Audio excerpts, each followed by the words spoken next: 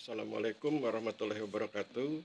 Sahabat-sahabatku sekalian, hari ini kita masuk ke pertemuan yang ke-18, ya, membaca buku Memberi Setangkai Perubahan. Kita sudah sampai di halaman 101. Kita punya waktu 10 menit dan biasanya kita menghabiskan sekitar 4 atau 5 halaman. Kita mulai halaman 101. Keinginan menggapai ridha Allah Subhanahu wa taala yang mendasari seseorang dalam mengekang diri dan membuat hidupnya lebih tertata, akhirnya memberi kesempatan padanya untuk bersentuhan dengan pengorbanan diri. Pengorbanan diri bukanlah terminologi yang mengarah pada kejahatan. Sebaliknya, pengorbanan diri merupakan terminologi yang mengarah dan menginspirasi kebajikan. Seorang manusia yang mampu melakukan pengorbanan diri adalah seorang manusia yang mampu menjadikan dirinya sebagai instrumen kebajikan, yaitu orang yang gemar beribadah kepada Allah Subhanahu wa taala dan gemar memberi manfaat optimal bagi masyarakat.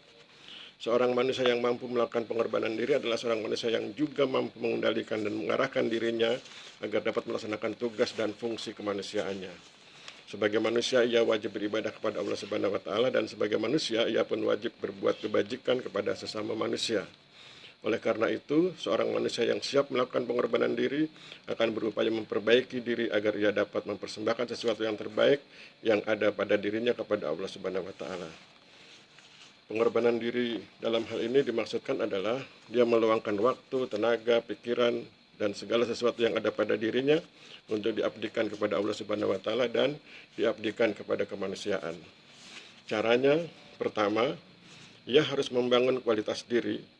Untuk itu ia akan terlebih dahulu memaknai sukses dengan tepat agar ia dapat membangun percaya diri yang kuat karena memiliki basis pemikiran, sikap, tindakan, dan perilaku yang memadai sehingga ia berpeluang mengatur dan mengembangkan dirinya.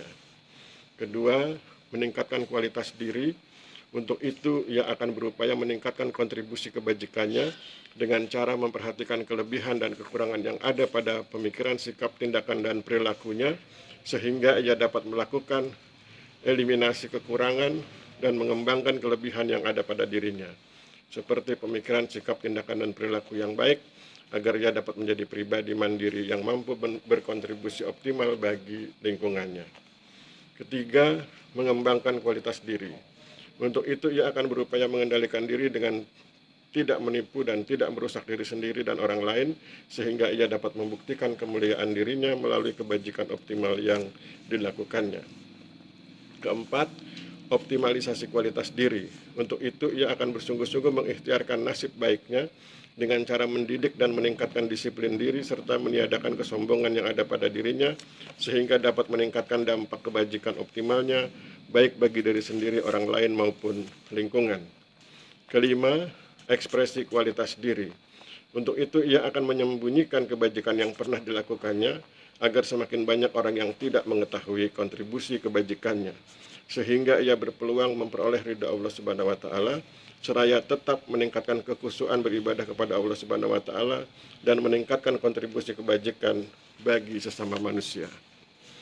Setelah menjadi pribadi yang siap melakukan pengorbanan diri melalui waktu, tenaga, pikiran, harta benda, dan lain sebagainya, barulah ia layak berharap menjadi bagian dari orang-orang yang dimaksud oleh Allah Subhanahu wa taala dalam firman-Nya.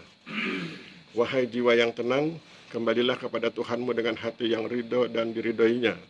Maka masuklah ke dalam jamaah hamba-hambaku dan masuklah ke dalam surgaku. Quran surat 89 ayat 27 sampai 30.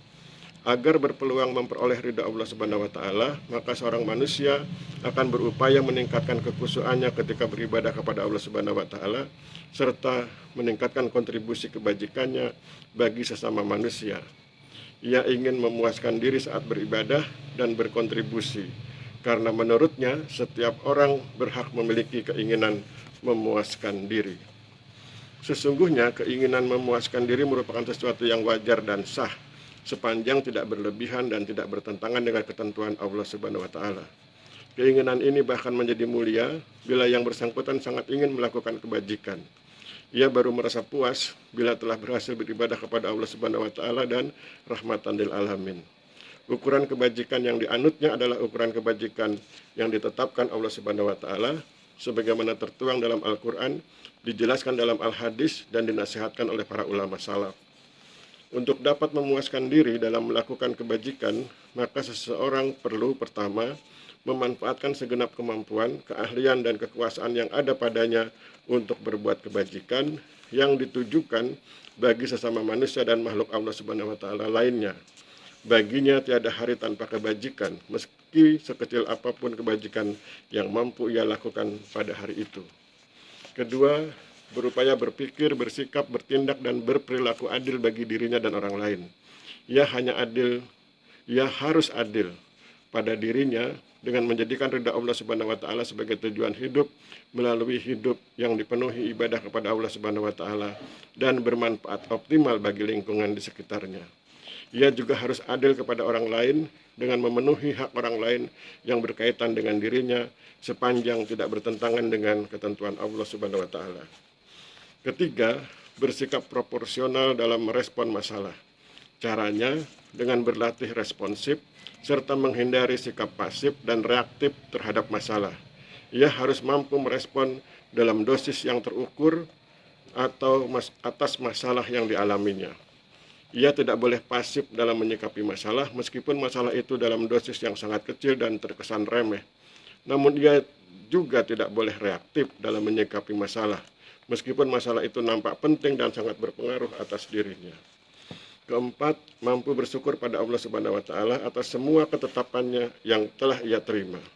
Baginya, takdir dan ketetapan Allah Subhanahu wa Ta'ala adalah sesuatu yang terbaik bagi dirinya. Ia tidak pernah menggerutu atas musibah yang menimpa dirinya. Sebaliknya, ia berupaya mengambil pelajaran dan hikmah dari setiap musibah yang dialaminya. Dengan 4 hal yang dilakukannya, sebagaimana yang telah diuraikan, maka seseorang berpeluang mampu memuaskan diri dalam hal kebaikan, dan kepuasan ini akan membahagiakannya di dunia dan insya Allah akan membahagiakannya pula di akhirat, karena telah menjadi hamba Allah Subhanahu wa Ta'ala yang baik. Allah Subhanahu wa Ta'ala berpesan, katakanlah tidak sama yang buruk dengan yang baik, meskipun banyaknya yang buruk itu menarik hatimu. Maka bertakwalah kepada Allah, hai orang-orang berakal, agar kamu mendapat keberuntungan. Quran surat 5 ayat 100. Peluang dapat memuaskan diri dalam hal kebaikan akan membahagiakannya di dunia dan insya Allah akan membahagiakannya pula di akhirat.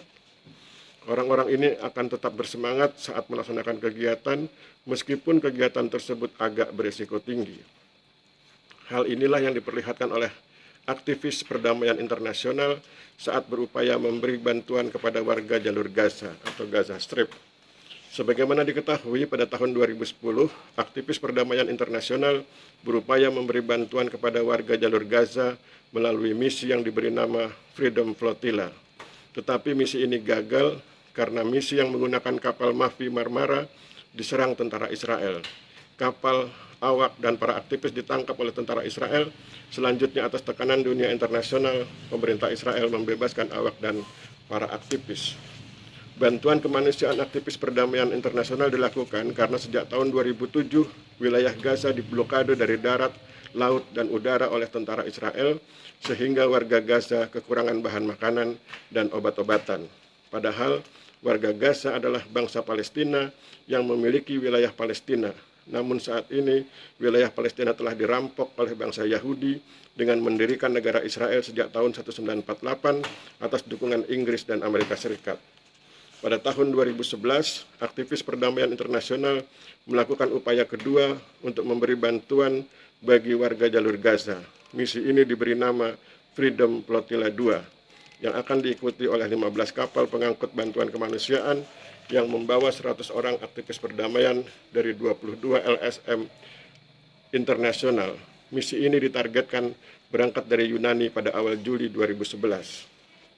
Khawatir bantuan internasional ini akan menolong bangsa Palestina yang berada di jalur Gaza, maka Israel dan Amerika Serikat berupaya menggagalkan Freedom Flotilla 2. Caranya dengan melakukan sabotase terhadap kapal-kapal yang akan berangkat ke Gaza, mengintimidasi aktivis perdamaian, dan menekan pemerintah Yunani dan pemerintah negara-negara lainnya. Akibatnya, pada tanggal 2 Juli 2011, pemerintah Yunani melarang keberangkatan Freedom Flotilla 2 ke Gaza. Bagaimana Allah Subhanahu wa Ta'ala mentakdirkan misi pertolongan ke Gaza?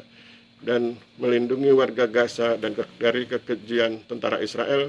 Kita tunggu kabar berikutnya dari Allah Subhanahu wa taala melalui takdir akhir zaman.